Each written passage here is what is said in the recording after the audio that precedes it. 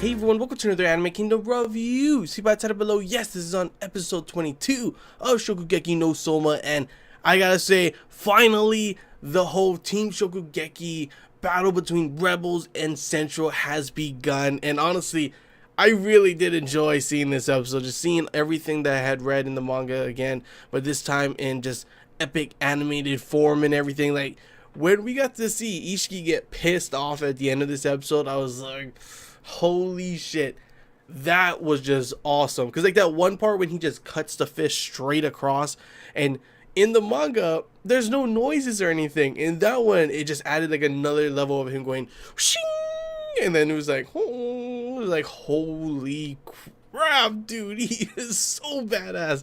It's so awesome to see Isshiki like finally just show, if you piss him off, if you can talk crap about him, he doesn't care. You talk crap about his friends, his family, the people at the dorm and everything, you, sir, are dead. That new guy, I think his name was Shiratsu or something, one of the new Elite 10 members. Yeah, he's about to see just why you should not make Isshiki mad. At the end of that one, man, he was like, oh shit, I shouldn't have done that. Him and his dumb, like, spinning the pepper shaker thing, and he's like, ooh, look at my skills. I'm like, what is that? What is that? That's his like signature thing or something? Because he looks stupid, honestly, you know? But yeah, let's not get we're getting a little too ahead of ourselves. Let's take a step back and everything, and let's talk about how the beginning started off first and everything. I can't help it. Everything in this episode was pretty damn hyped. But yeah, the beginning was pretty funny. It was pretty interesting to see Alice and her monologue kind of thing, talk about how everyone is depressed. And literally, I mean, it makes sense on why they're depressed, but it was kind of funny just to see, like, why are you guys all like this? Come on, we got to support them and everything. And Hisako's like on a whole nother level of depression and everything. Like, yeah, you know how her character is. But like the main thing like I enjoyed about that part is, of course, you know, Hayama is there. He feels like he doesn't deserve to be there because he betrayed them and everything, even though we all know his reasons why, and it makes sense, they understand and everything. But it was just cool to see that trio of Alice, Kurikiba, and, you know, Hayama back together again, and like kind of going back and forth between like, oh, since Soma can beat you, how about we, you know, have a battle? And he's like, sure, anytime. And then of course Kurikiba, in classic fashion, goes ahead, like, how about right now? And it's like, yeah, that's not possible. But it was just cool to see the three of them, you know, interacting as a group again, because that's kind of like the trio that we've seen in the past arcs and everything as well. So that little part was cool. Alice was of course able to keep them there, even though they are expelled. They are at least able to stay there and support the rest of the rebels, even if it is from a damn prison cell. When that happened in the manga, I was like, geez, what the hell? And it didn't change the fact that like when it happened here in the anime too, I was just cracking up like, oh my gosh, like that is just ridiculous, honestly. Like, do you have to do that?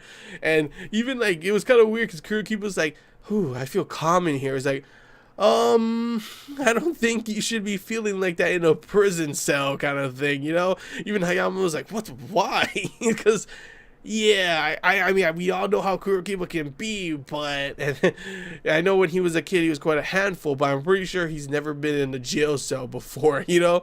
And everyone else is like crying, like, why are we doing it in here? But of course, all the hype was when everyone was announced. Elite 10 coming in, super badass entrance, everything, them walking and everything. Oh yeah, you also get to see like Ura and the rest of the school, pretty much how brainwashed they really are. I mean, for goodness sakes, they were chanting Centro, Centro, and I was just like, in the manga you of course don't get to hear that, so it was kind of interesting, honestly, to hear it happening and everything. It was just like, damn, okay, so that's how a bunch of brainwashed people really sound, huh? I mean, for goodness sakes, Ura's eyes were like dang spirals, like literally just hypnotized kind of thing. And she also, her personality, it's like how her how she always had that inner personality where she's kind of mad at everyone and everything. She's got that sweet exterior and everything, but the interior is like, no, she's kind of that's not her real self, honestly. And it's kind of like flipped on, and how her evil side is kind of like on the outside now.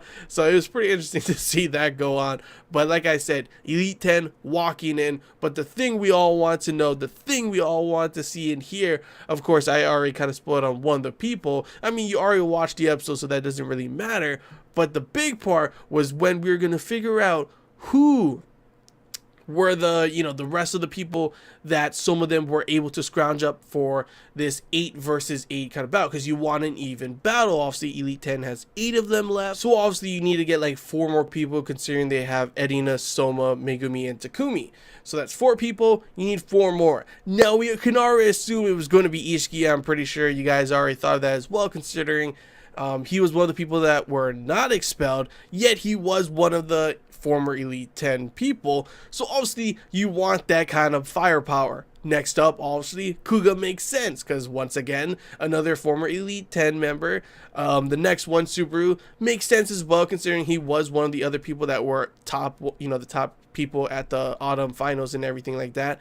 But then, this is where when I was reading the manga, I was not expecting this, and I was like, I mean, I kind of expected like a possibility, but yeah, like who else would you want, considering the first and second seat are still there and the rest of them are there, and they've gotten pretty much so far just former Elite 10 members. The third seat, Megishima.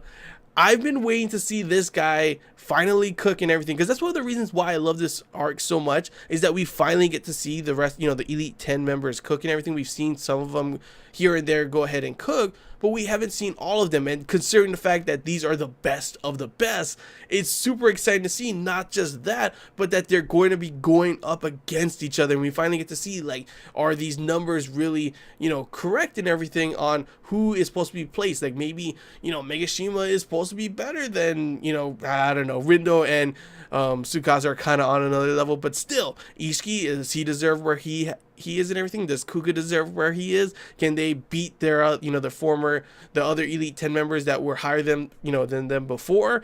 It was just something I really wanted to see, and that's why I was like super excited to see Isshiki, Kuga, and of course lastly Megashima make their way onto that stage as their team as well. And considering the fact that is like probably the best people that you could get, it got me so hyped up. And in the anime as well, it was so badass to see all of them, and then them all giving them introductions on who it was and everything. It was just like, damn, dude, this is going to be so damn awesome. And adding, of course, like I literally always say this, but just adding a soundtrack and having an anime just takes it up to a whole nother level. As long as you keep what the manga had, it's always awesome to see just how much better it could be with it animated, and with, of course, the soundtrack alongside as well. After that, of course, we do finally get to see who is going to be going up against who. It's going to be a 3v3 for the first round, and then they follow up over and over again until only one side, of course, remains. It was pretty funny to see Isshiki with the rest of the group again. They're all super happy that he's there and everything, and he's like, he's obviously confident. He's like, we're here. He wants to be here to help them and everything. But if they do end up getting expelled, they can go ahead and start a damn farm and everything. And that part was just hilarious, honestly. And of course, that accumulated later on to him grabbing an eel, like, ooh, maybe we could do an eel farm. And him just like literally not even paying attention to how the whole battle was going. I mean, he went to Soma and was like, oh, you gotta, part of the battle is also rooting for your teammates as well and seeing if they're doing good. And Soma's like, oh, yeah, okay, But overall, we do, of course, do not get to see Megashima in this one cook against the other new Elite 10 member, but being able to see the main focus for this one, of course, was Soma going up against Nene. Nene, obviously just this amazing chef when it comes to soba and other Japanese cuisine. It kind of combined the words for some reason. And Soma, yeah, she may be a specialist at, soba, but Soma is a specialist at just bad luck. Like, what is the chances that he digs his hand in there, grabs a paper out of all of those, and it just so happens to be damn soba? And it was so funny to see her reaction as well, because I mean, out of all the characters, I mean, maybe I just like Ice Queens or something, but I just loved her attitude. And when she does end up blushing and everything, I just think it's really cute, honestly. And seeing her in this part when she's like full on kind of saying like, just because I'm, I specialize in Japanese cuisine and everything, I could beat you in whatever cooking it is, pretty much, like super cocky, obviously, And after saying all of that, Soma somehow grabs the one thing that she just, like, her family's literally, her specialty is soba, and he grabs that, and she just like, uh, I didn't do that, you know, and everything. Like he was like, oh, sorry. He's like, don't apologize, and she's like blushing and everything. That part was hilarious and cute at the same time. And I don't know, I just like seeing Nene, like her cooking and everything. She's like very elegant and she knows how to cook and everything. And I love the contrast difference. They always have this kind of difference, especially with, you know, Soma, obviously, because it's his way of cooking is like far out there and everything. But his way of cooking is spontaneous. He tries to just like come out of nowhere with some new things on the spot, and it's just always crazy to see him combine that with, of course, his diner, you know, kind of cooking, which is different from obviously the high class cooking. And then you have Nene, which is very traditional and very elegant and kind of just perfection at how you should cook these kind of things, like literally as perfect as you can get. And that's how they kind of like mention and contrast it by telling them that literally Nene's doing this amazingly. Holy crap, how is she able to do this even with those fragile arms? And it's because, you know, her lower body. And at that part I was like, oh, her lower body, what is she doing with that? You know, I'm sorry, got a little carried away over there. But she like able to like keep her feet down, I guess, and just use her whole lower body, I guess, humping the table pretty much to make the dough. That part was a little weird, but okay, nonetheless, still crazy and cool. But they were hyping it up so much for Nene that it makes you wonder, if she's so confident and she's so amazing, why does she keep looking back at Soma and wondering what he's doing? Why is he doing this? And kind of like trying to boost her own confidence in saying that she is better than him and all this kind of stuff. Because obviously we all know Soma, and when Soma does something crazy, he does something crazy. You can never count Soma out, not just because he's the main character obviously, but because for goodness sakes, every single time you look down and think there's no way he's going to be able to overcome this hurdle, he just does the craziest thing that no one expects. For example, in this one he's talking about making yakisoba, and I'm like, okay, and everyone else is like, are you kidding me? Like their expressions when he said that, it always cracks me up when he says something and they have just everyone's expression just like face palming completely, like, are you kidding me? Are you joking around, Soma? But Soma, of course, is never joking around. He always has some type of plan, and of course that is why I cannot wait to see how the next episode will be, considering the fact is we have 3 battles still going on. We didn't get to see anything of Megashima, but Isshiki coming in, slicing his fish like it was nothing. The damn blood vessels taking, like, they was so fast that the blood vessels are like, oh wait, we got cut, we got severed. Then they started to bleed out, and I was like, oh, yeah, well, what did Kurokiba say about him not having skill and everything? Like he doesn't look like he would have proficient in that kind of thing. Yeah, you'd be wrong, dude.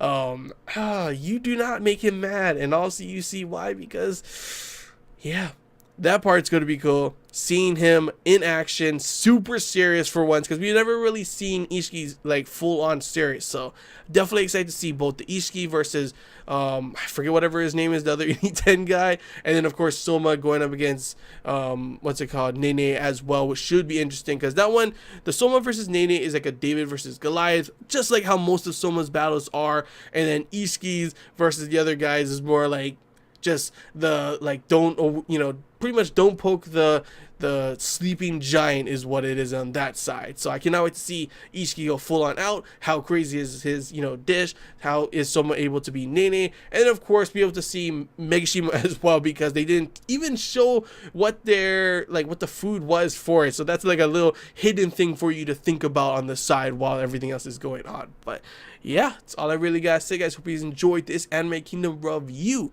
If you have any questions, feel free to comment below. If there's anything missing you want to talk about, comment below as well. And if you did enjoy, don't forget to leave a like. If you haven't already, feel free to subscribe for more content. And as always, guys, I want to hear your guys' thoughts. How did you feel about this episode? Good, bad, you know.